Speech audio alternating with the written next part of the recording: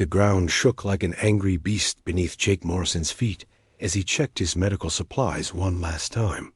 The mining colony on Kepler 442b had been quiet all morning, with only the steady hum of drilling equipment echoing through the underground research facility. Jake wiped sweat from his forehead and looked around the main lab, where scientists from different worlds worked side by side. Dr. Lisa Carter was studying rock samples at her workstation, her blonde hair tied back in a neat ponytail as she peered through her microscope. Near the far wall, two young Zephyrian researchers bent over their data tablets, their blue-tinted skin glowing softly in the artificial light. But it was the tall, elegant figure at the center console that commanded the most respect. Elder Matriarch Valtara stood nearly 7 feet tall, her crystalline bone structure visible through her translucent skin. She was the mother of Queen Nixandra, ruler of the powerful Zephyrian Empire, and her presence on this remote mining world showed how important this joint research project was. Her silver hair flowed like liquid metal, and when she spoke, her voice carried the wisdom of centuries. Jake had been assigned to this team as their field medic 6 months ago. He was used to treating humans, not aliens, but he had studied basic Zephyrian anatomy during his training. Still, he hoped he would never need to use that knowledge in a real emergency. A first tremor was gentle, like a truck passing by on a distant road. Lisa looked up from her microscope and frowned. The Zephyrian researchers, Hetelon and Zareth, exchanged worried glances. Elder Valtara raised one elegant hand for silence. "Everyone remain calm," she said in her melodic voice. "These tremors are common in mining operations." But Jake felt something different about this one. His medical training had taught him to trust his instincts, and right now, every instinct screamed danger. He moved closer to his emergency medical kit, checking that everything was secure. The second tremor hit harder.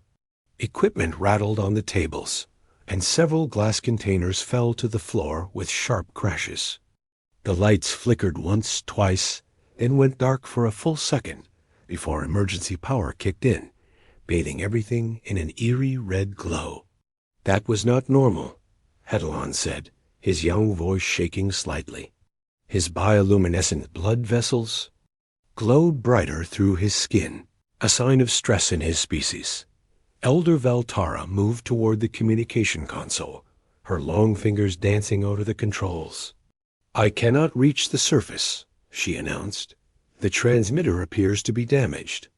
Jake felt his heart rate increase. Being cut off from the surface was never good, especially this deep underground. They were nearly 200 feet below ground level, in a facility carved directly into the planet's bedrock. The third tremor was violent. The entire facility groaned and shuddered like a living thing in pain. Chunks of rock fell from the ceiling, and Jake heard the terrifying sound of metal bending and breaking. He grabbed his medical kit and shouted over the noise. "Everyone get away from the walls. Move to the center of the room." But it was too late. The ceiling support beamed directly above Elder Valtara gave way with a sound like thunder. Jake watched in horror as tons of rock and twisted metal came crashing down. He threw himself forward, trying to reach the Elder Matriarch, but the debris hit the ground first when the shaking stopped and the dust began to settle. Jake found himself on his hands and knees, coughing and struggling to see through the thick cloud of pulverized rock. The emergency lights flickered weakly, and he could hear the hiss of escaping air from damaged ventilation systems. "Lisa," he called out, "are you hurt?" "I'm okay," came her voice from somewhere to his left. "Just some cuts and bruises." "Hetelon? Zareth?" Two weak voices answered from the far side of the room. They sounded scared but alive, but there was no answer from Elder Valtara. Jake pulled out his emergency flashlight and swept the beam across the devastation. What had been a clean, modern research facility was now a nightmare of twisted metal and broken rock. The main support beam lay across the center of the room like a fallen tree, surrounded by a mountain of debris. Then he saw her. Elder Veltara was trapped beneath a pile of rocks and metal fragments, only her upper body visible. Her silver hair was matted with dust and what looked like blue blood. Her eyes were closed, and Jake could barely see the rise and fall of her chest. He crawled over the unstable debris, testing each piece carefully before putting his weight on it. Lisa appeared beside him, her face pale but determined. "How bad is it?" she whispered. Jake shone his light on the elder matriarch's face. Her translucent skin had lost much of its natural glow, and dark blue blood seeped from a wound on her forehead. But what worried him most was her breathing, which was shallow and irregular. "Very bad," he said quietly. "I think she has internal injuries." The two young Zephyrians had managed to reach them, crawling carefully over the debris. When they saw their elder matriarch injured, both of them began to glow brighter with distress. "Will she live?" Zareth asked, his voice barely above a whisper. Jake looked at the massive pile of debris, pinning Elder Veltara to the ground. He could see twisted metal pressing against her chest and abdomen. Moving any of it might cause more damage, but leaving it there would certainly kill her. "I don't know," he admitted, "but I'm going to try to save her." He opened his medical kit and began pulling out supplies. His hands were steady despite the situation, years of emergency training taking over. He had treated humans in collapsed buildings before, but never an alien whose anatomy he barely understood. As he worked, Jake could hear the facility settling around them, metal groaning and rocks shifting. They were trapped deep underground, with limited air and no way to call for help. Elder Veltara was dying, and if she died, it could mean war between humans and Zephyrians. But right now, Jake Morrison was just a medic with a patient who needed his help. Everything else would have to wait. Jake's hands moved quickly, but carefully as he examined Elder Veltara's injuries. The emergency lights cast strange shadows across her translucent skin, making it hard to see exactly what was wrong. Her breathing was getting weaker, and the young Huidir, blue glow of her blood vessels was fading like dying stars. "Lisa, I need you to hold the light steady," Jake said, his voice calm despite the fear gnawing at his stomach. "And tell me everything you know about Zephyrian anatomy." Lisa crawled closer, wincing as sharp debris cut into her knees. She took the flashlight and aimed it at the elder matriarch's chest. "Their bone structure is crystalline, not calcium-based like ours. It's stronger, but more brittle. If those ribs are broken, the fragments could be razor-sharp." Jake nodded, his mind racing. He had studied Zephyrian physiology in medical school, but textbooks were very different from reality. He could see that several large metal beams were pressing down on her chest and abdomen, and dark blue blood was pooling beneath her. "Hedalon, Zareth," he called to the young Zephyrians who were huddled nearby. "I need your help. Can you tell me where her hearts are located?" Hedalon looked surprised. "Hearts? You mean heart chambers? We have 4 chambers and 2 separate. Organs, 1 here and 1 here." He pointed to his own chest and upper abdomen. "Both are damaged," Zareth whispered, staring at their elder matriarch with wide, frightened eyes. "Look at the blood patterns under her skin. The flow is all wrong." Jake could see what he meant. Instead of the steady, rhythmic pulse of healthy Zephyrian circulation, Veltara's bioluminescent blood moved in weak, irregular spurts. It was like watching a broken engine trying to run. "We have to move some of this debris," Jake said. "But we need to do it very carefully. Lisa, can you check if any of our equipment survived the collapse?" While Lisa searched through the wreckage, Jake began the delicate process of examining what he could reach of Elder Veltara's injuries. Her skin was cold to the touch, much colder than it should be. When he pressed gently on her chest, He could feel something moving inside that definitely should not be moving. Her crystalline ribs are shattered, he told the others. The fragments are floating loose in her chest cavity. If they cut into her heart chambers, she'll bleed to death internally. Hedalon made a sound of distress. But how can you operate? On her? You don't have the right tools, the right knowledge. She needs a Zephyrian healer. Well, we don't have a Zephyrian healer, Jake said firmly. We have me, and I'm going to do everything I can to keep her alive. Lisa returned with an armload of salvaged equipment. The main medical scanner is broken, but I found the portable unit.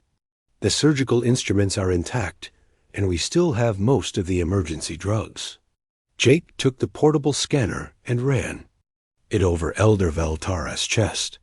The display showed a confusing mess of broken bones and internal bleeding, but he could make out the basic shape of her dual heart system. The upper heart chamber was severely damaged, while the lower one was still functioning but weakly. I need to stabilize her before I try surgery, he said. Lisa, help me find something to use as an IV line. I'm going to try adapting our human medications to her physiology. It was dangerous guesswork, but Jake had no choice.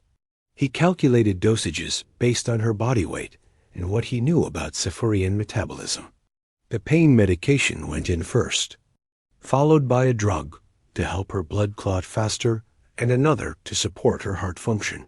Within minutes, Elder Veltara's breathing became slightly stronger, and some color returned to her translucent skin.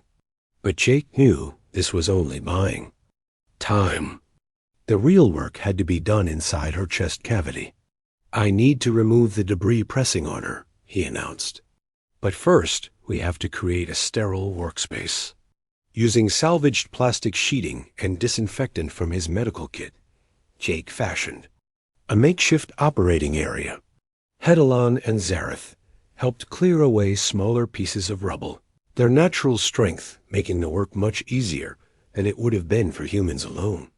Why are you doing this? Zareth asked suddenly. She's not your species. If she dies, your people might even benefit from it. Jake looked up from his preparations, surprised by the question. She's my patient. That's all that matters. The young. Zephyrian stared at him for a long moment and nodded slowly. I think I understand. Jake began the careful process of lifting the metal beam that was pressing on Elder Veltara's chest. It took all four of them working together, with Lisa and Jake guiding, while the two Zephyrians provided the muscle. Every movement had to be precise, because shifting the debris the wrong way could cause more damage. When the beam finally came free, Jake could see the full extent of the elder matriarch's injuries. Her chest cavity was filled with crystalline bone fragments, some as small as sand grains and others as large as his thumb. Blue blood pulsed weakly from several wounds, and he could see the damaged heart chamber through a tear in her chest wall. This is going to take hours, he said quietly, and I'm not sure our air will last that long. Lisa checked the atmospheric readings on her scanner. The ventilation system is still partially functional. We might have enough time if we work efficiently. Jake nodded and picked up his surgical instruments. They were designed for human anatomy, but they would have to do. He had performed emergency surgery in battlefield conditions before, but never on an alien whose physiology was so different from his own. I need you all to help me, he said. Lisa, monitor her vital signs and let me know immediately if anything changes. Hedalon, hold this light steady. Zareth, I need you to watch her blood patterns and tell me if you see any sudden changes. As Jake made his first careful incision, Elder Veltara's eyes fluttered open for just a moment. She looked directly at him, and he saw something in her. Gaze that he had never expected to see from such an important alien leader. Trust. Then her eyes closed again, and Jake got to work saving her life. Hours passed in the dim red glow of the emergency lights as Jake worked steadily to remove the crystalline fragments from Elder Valtara's chest cavity.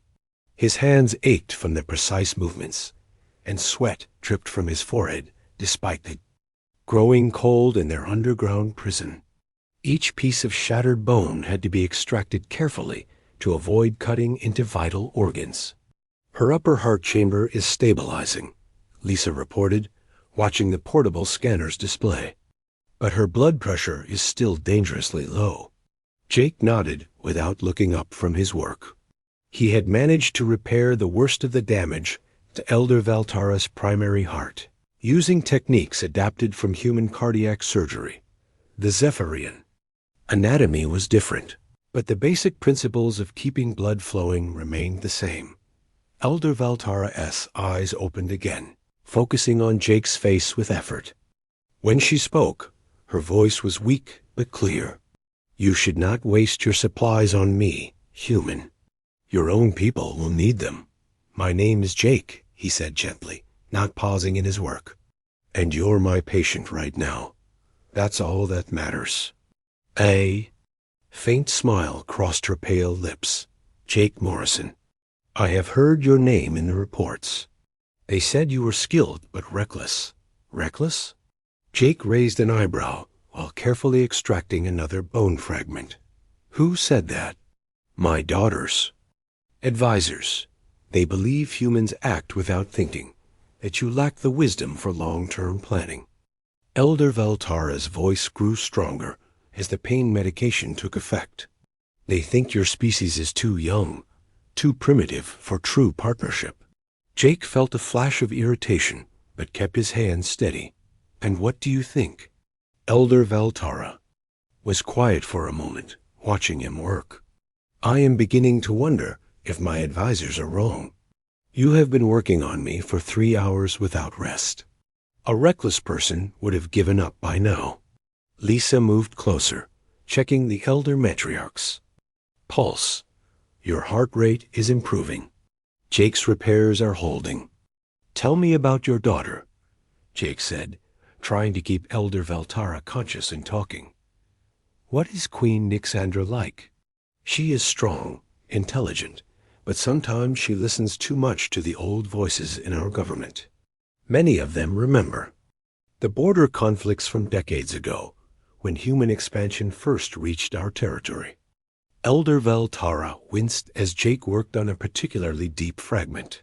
"They see your species as a threat to be contained, not allies to be embraced."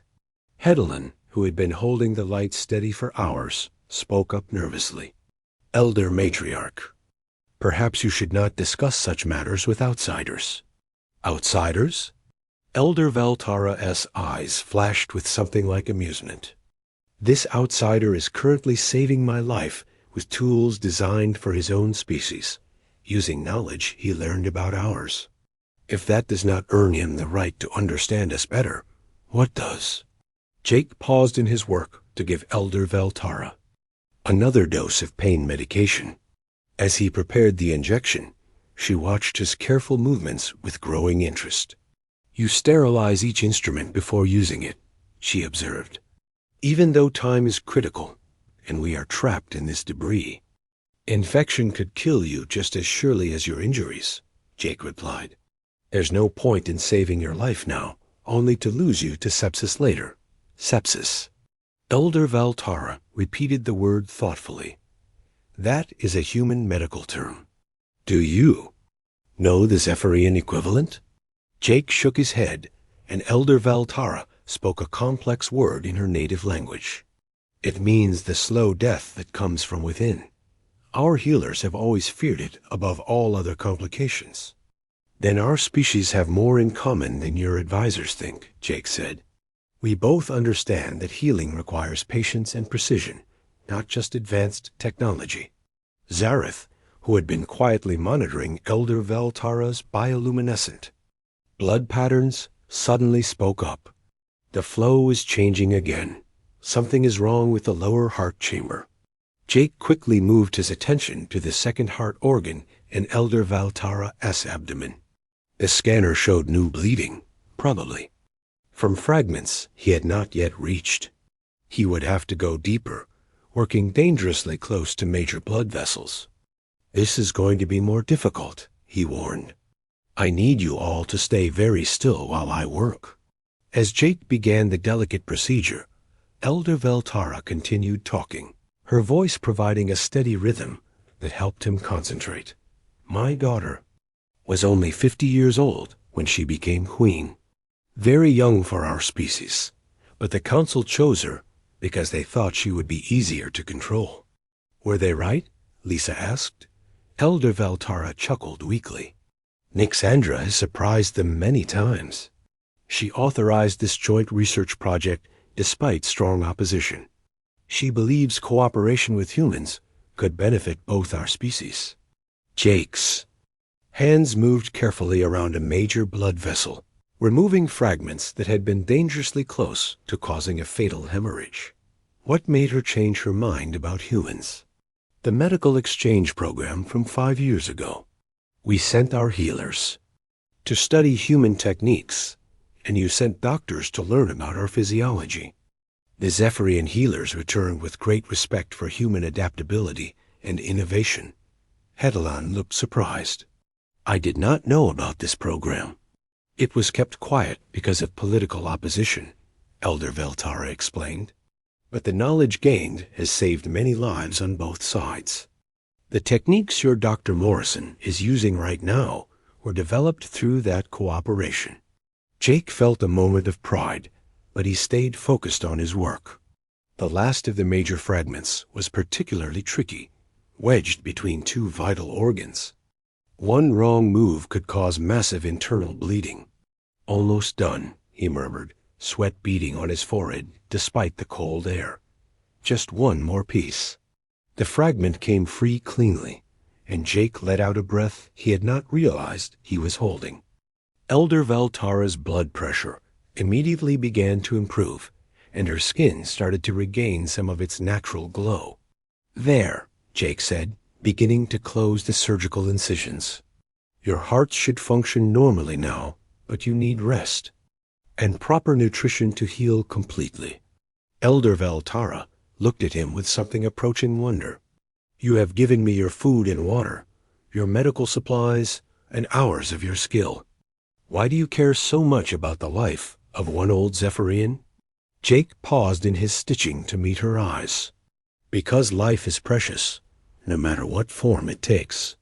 That's what being a doctor means to me.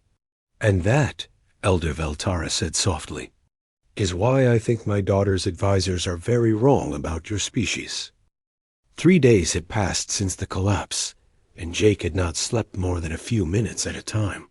He sat beside Elder Veltara's makeshift bed, constantly checking her vital signs and adjusting her medication. His eyes were red with exhaustion. But every time someone suggested he rest, he simply shook his head and continued his vigil. "You cannot keep this up," Lisa said quietly, bringing him a cup of recycled water that tasted metallic and stale. "You're going to collapse from exhaustion." Jake accepted the water gratefully, but did not move from his position. "Her condition is still critical. If her blood pressure drops again, or if infection sets in, I need to be here immediately." Elder Veltara's breathing had improved significantly since the surgery, but she remained weak and pale. The bioluminescent patterns under her skin flickered irregularly, showing that her body was still fighting to heal itself. Jake had rigged up a monitoring system using salvaged equipment, and the soft beeping of her heart rhythm had become the soundtrack of their underground prison. "The air quality is getting worse," Zareth reported from across their small safe zone. "The ventilation system is failing, and our oxygen levels are dropping." Jake looked at the readings on his scanner and made a difficult decision. "I'm going to put Elder Veltara into an induced coma. It will slow down her metabolism and reduce her oxygen consumption." Hedelan looked alarmed. "Is that safe? We have never done such a thing to our species before." "It's safer than letting her suffocate," Jake replied grimly. He prepared a carefully calculated dose of sedative, adjusting it for Zephyrian physiology. Her body needs to focus all its energy on healing, not on staying conscious.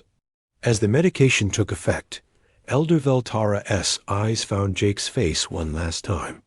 "Thank you," she whispered, so softly that only he could hear. Then her eyes closed, and her breathing became deep and regular. Jake continued his constant monitoring, checking her pulse every few minutes and adjusting her position to prevent pressure sores. The others watched in amazement as he maintained his dedication hour after hour, never leaving her side even to eat or drink properly. "I do not understand," Hedalon said during one of their quiet conversations. "She is not of your species, not of your family. Why do you care for her as if she were your own mother?" Jake looked up from the medical scanner he was adjusting. "When I became a doctor, I took an oath. I swore to preserve life and reduce suffering wherever I found it. It doesn't matter if the patient is human, Zephyrian, or any other species. They become my responsibility. But surely there are limits, Zareth." Pressed. "What if helping her put your own people at risk?" "Then I'd have to make a choice," Jake admitted. "But right now, the only risk is to her life, and I can do something about that." Lisa had been working on their communication problem, trying to use the facility's mineral analysis equipment to send a signal to the surface. "I think I've found a way to boost our transmission power," she announced. "But it requires going into the unstable section near the main shaft." Jake immediately started to stand up. "I'll go. You need to stay here and monitor the equipment." "No," Hedalon said firmly, surprising everyone. "Zareth and I will go. We are stronger than humans, and if the roof collapses again, we have a better chance of surviving." "I cannot ask you to take that risk," Jake protested. ITH stood up, his bioluminescent patterns glowing with determination. "You did not ask. We are volunteering. Elder Veltara has taught us that different species have different strengths, and we should use them to help each other." Jake felt a moment of gratitude toward the young Zephyrians. Over the past 3 days, he had watched them transform from frightened researchers into brave allies. The crisis had stripped away the formal barriers between their species and revealed the common ground beneath, while Hedalon and Zareth worked on the dangerous mission to establish communication. Jake continued his medical care. He had to change Elder Veltara's bandages regularly, checking for signs of infection or internal bleeding. Each time he unwrapped the surgical sites, he was relieved to see that they were healing properly. The food and water situation was becoming critical. They had been rationing carefully, but their supplies would not last much longer. Jake had been giving most of his portions to Elder Veltara, mixing nutrients into her 4 solution to help her body heal. Lisa noticed, but said nothing, understanding that arguing would be pointless. "I have been thinking about what Elder Veltara said," Lisa mentioned during one of their rest periods, "about the political situation between our species. If she dies down here, what happens to the peace process?" Jake did not look up from his patient monitoring. "She's not going to die." "But if she does, she's not going to die," Jake repeated firmly. "I won't let her." On the evening of the 3rd day, Hedalon and Zareth finally succeeded in establishing contact with the surface. Their improvised signal was weak and intermittent, but it was enough to transmit their location and the critical nature of Elder Veltara's condition. "Rescue teams are being assembled," Zareth reported breathlessly as he returned from the communication site. "But it will take time to dig through all the debris safely." Jake nodded, checking Elder Veltara's vital signs. Once again, her heart rhythm was steady, and her blood pressure had stabilized. But she was still deeply unconscious and dependent on his constant care. "How much time do we have?" he asked. Lisa checked the remaining supplies. "Maybe 18 hours of air. Less food and water. Then we wait," Jake said simply. "And we keep her alive until help arrives." As the hours stretched on, Jake found himself talking to Elder Veltara, even though she could not hear him. He told her about his medical training, about the first time he had saved a life, about his hopes for cooperation between their species. Somehow, speaking out loud helped him stay focused and alert despite his exhaustion. Hedalon and Zareth took turns helping with the medical monitoring, learning how to read the human equipment and understand Elder Valtara's condition. Jake taught them basic first aid techniques, and they shared their knowledge of Zephyrian physiology in return. "You know," Zareth said during one quiet moment, "when we return to our homeworld, we will have to report everything that happened here." "What will you tell them?" Jake asked. "The truth," Hedalon replied. "That a human doctor saved the life of our elder matriarch, asking nothing in return and risking his own safety to do so." Jake felt the weight of those words. He knew that their testimony could influence how the Zephyrian Empire viewed humanity for generations to come. But that was not why he had acted. He had simply done what any good doctor would do. As the fourth day began, Jake could hear the distant sound of drilling equipment working its way down toward them. Rescue was coming, but Elder Veltara's condition remained fragile. The real test would be whether she could survive the journey back to proper medical facilities. Jake checked her pulse one more time and smiled slightly. It was strong and steady, just like her spirit. The sound of heavy drilling equipment grew louder throughout the morning of the fourth day. Jake could hear voices calling through the debris, speaking in both human and Zephyrian languages. He gently reduced Elder Veltara's sedation, preparing to wake her as rescue teams approached the location. "Jake," Lisa called from near the collapsed entrance, "I can see lights." "They're almost through." Jake checked Elder Veltara's vital signs one final time. Her heart rhythm was strong and regular, her blood pressure stable, and the surgical sites showed no signs of infection. 4 days of constant care had paid off, but he knew the real test would come when they moved her. Elder Veltara's eyes fluttered open as the sedative wore off. She looked around with confusion for a moment, then focused on Jake's tired face. "Are we being rescued?" "Yes," Jake said softly, "but I need you to stay very still while they move you. Your injuries are healed enough for transport, but any sudden movement could reopen the surgical sites." A section of debris suddenly shifted, and bright lights flooded their underground shelter. Jake had to shield his eyes after 4 days of dim emergency lighting. Through the opening came a team of rescue workers in protective gear, led by a tall Zephyrian figure whose presence immediately commanded attention. Queen Nyxandra was even more imposing than her mother, standing nearly 8 feet tall with silver skin that seemed to glow with inner light. Her crystalline bone structure was more pronounced, and her eyes held the sharp intelligence of a ruler who had faced many challenges. She moved with fluid grace despite the unstable footing, her gaze immediately finding Elder Veltara. "Mother," Queen Nyxandra said, her voice carrying both relief and worry. "Are you injured?" Before Elder Veltara could answer, Jake stepped forward, his medical instincts taking over. "Your Majesty, she has suffered severe internal injuries, but she is stable.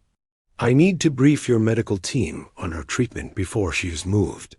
Queen Nyxandra turned her attention to Jake for the first time, studying him with eyes that seemed to see everything. "You are the human who has been treating my mother." "Dr. Jake Morrison," he replied simply. "And yes, I've been her primary care provider since the collapse." The Queen's expression was unreadable as she looked at the makeshift medical setup Jake had maintained for 4 days. She saw the carefully arranged monitoring equipment, the sterile dressings, the precise notes he had kept of every medication and procedure.